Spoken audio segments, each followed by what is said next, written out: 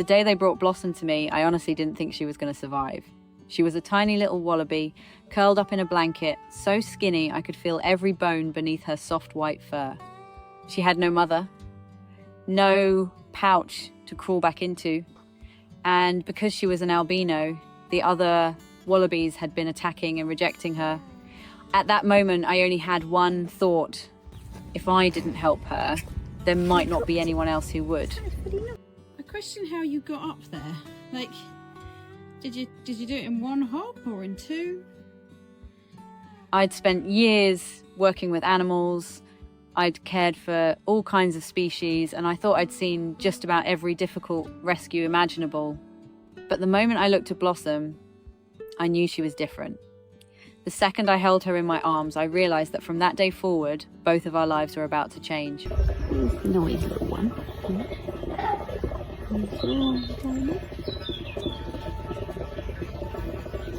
Blossom was found in a park where wallabies had lived for generations.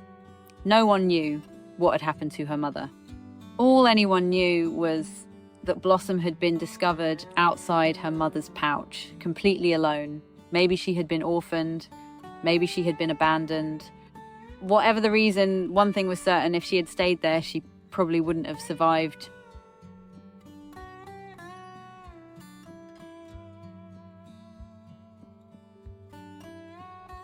What made everything even more difficult was that Blossom was an albino. Her beautiful white coat made her stand out from every other wallaby. Instead of accepting her, the others constantly chased and attacked her. She was already weak, and now she had no way to protect herself. Sounds pretty nice.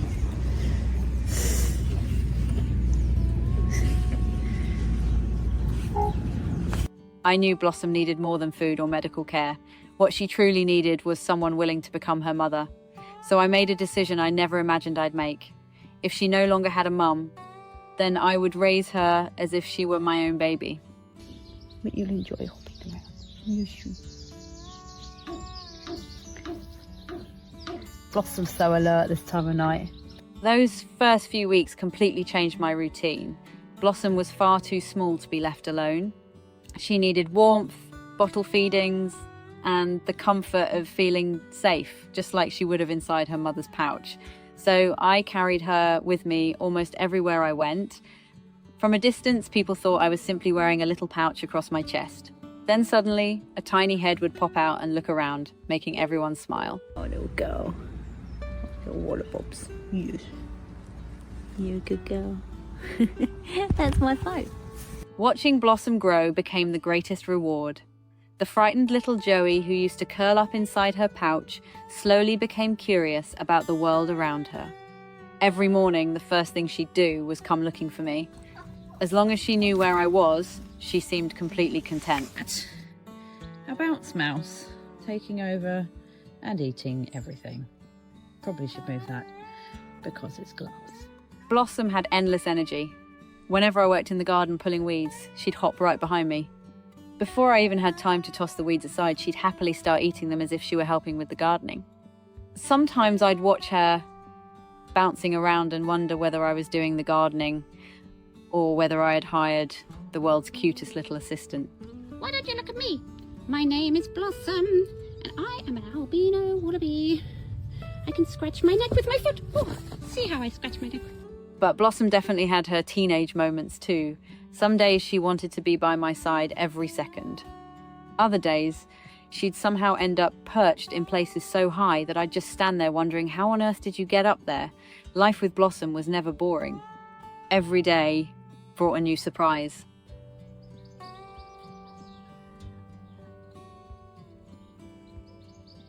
As Blossom got older, I wanted her life to be as natural as possible. She had a large field to hop through, a beautiful garden to explore, and plenty of space to enjoy the outdoors. I honestly expected that once she grew up, she'd slowly become more like a wild wallaby and less attached to people.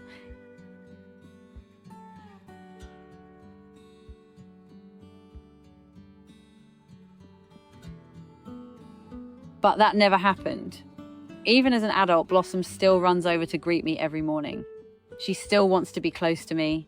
She still comes looking for me whenever she wants attention.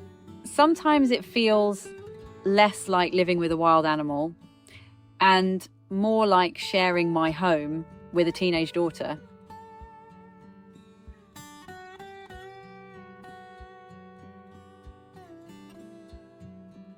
I think that bond was built during those early days when Blossom spent most of her time tucked safely inside the pouch I carried against my chest.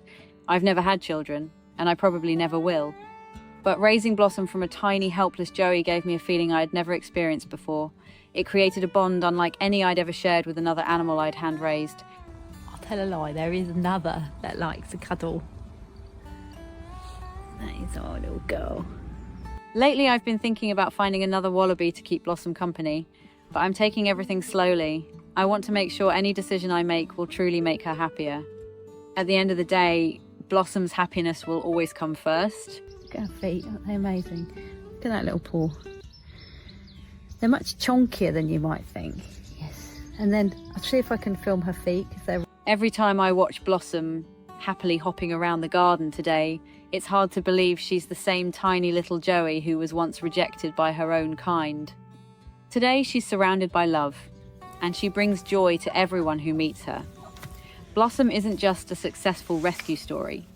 She's a reminder that sometimes all it takes is one person willing to step in at exactly the right moment to completely change the course of a small life forever. Found a new way to get to my roses.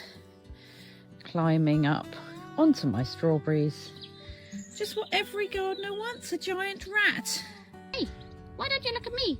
My name is Blossom, and I am an albino wallaby. I can scratch my neck with my foot. Oh, see how I scratch my neck.